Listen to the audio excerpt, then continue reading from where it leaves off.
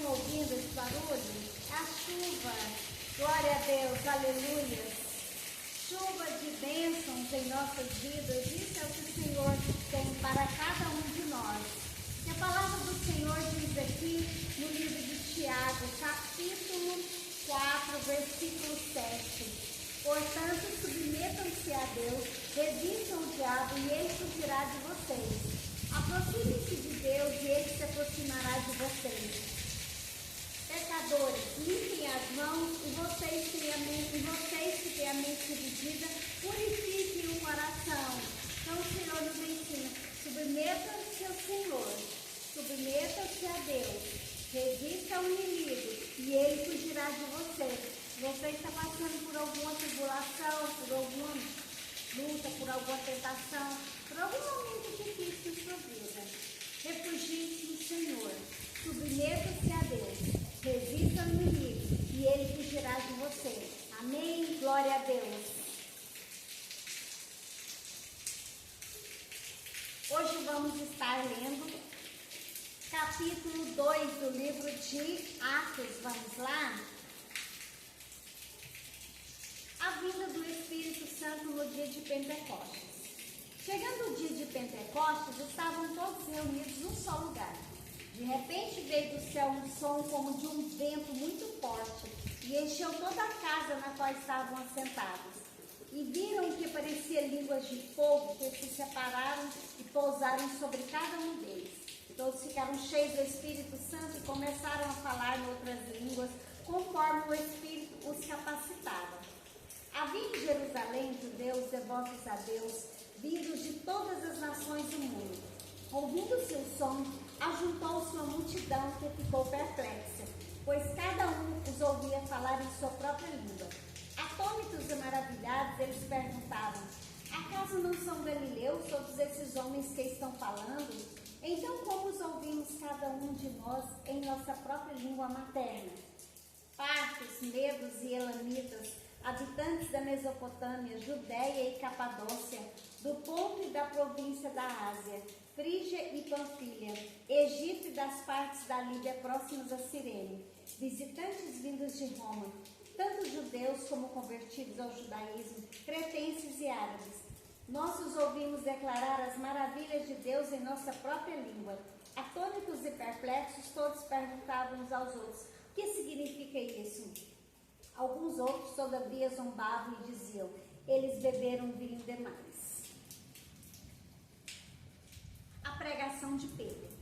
Então Pedro levantou-se com os 11 e em alta voz dirigiu-se à multidão: homens da Judéia e todos os que vivem em Jerusalém, deixe-me explicar isso. Ouçam com atenção. Estes homens não estão bêbados como vocês supõem. Ainda são 9 horas da manhã. Ao contrário, isso é o que foi predito pelo profeta Joel. Nos últimos dias, diz Deus, derramarei do meu espírito sobre todos os povos. Os seus filhos e as suas filhas profetizarão. Os jovens terão visões. Os velhos terão sonhos. Sobre os meus servos e as minhas servas derramarei o meu espírito. Naqueles dias eles profetizarão. Mostrarei maravilhas em cima no céu e sinais embaixo na terra. Sangue, fogo e nuvens de fumaça. O sol se tornará em trevas e a lua em sangue, antes que venha o grande e glorioso dia do Senhor.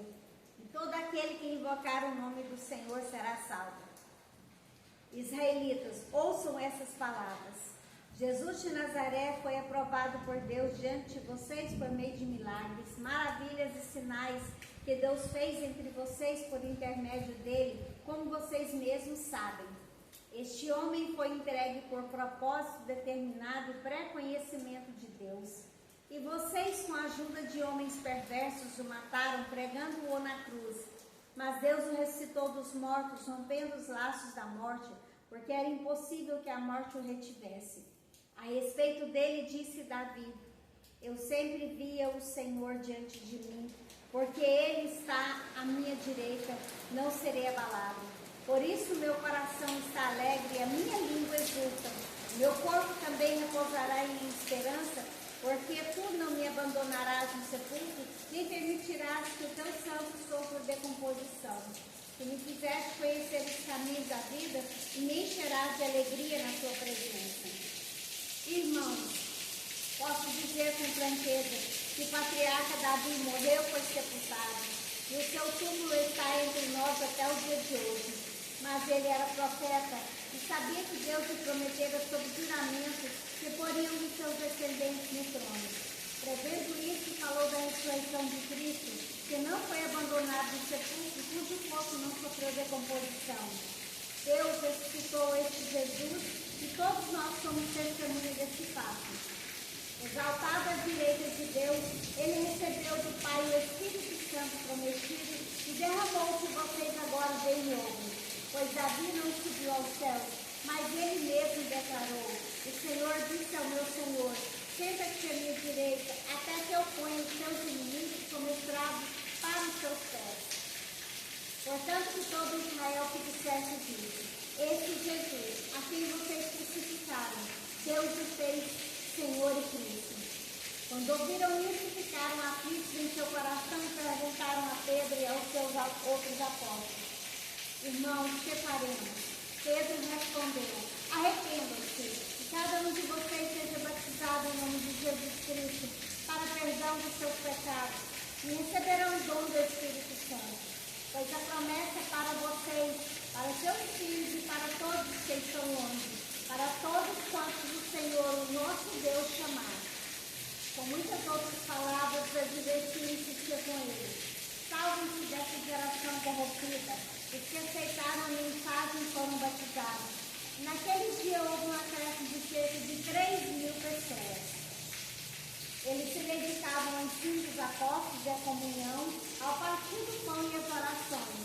Todos estavam cheios de temor e muitas maravilhas e sinais eram feitos pelos apóstolos.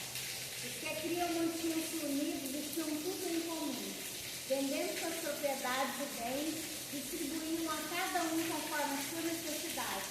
Todos os dias continuavam a reunir-se no pátio do templo, partiam o pão em casa e juntos participavam das refeições com alegria e sinceridade de coração, louvando a Deus e tendo simpatia de todo o povo. E o Senhor lhes acrescentava diariamente os que iam sendo salvos. Amém? Glória a Deus. Que o Senhor nos abençoe.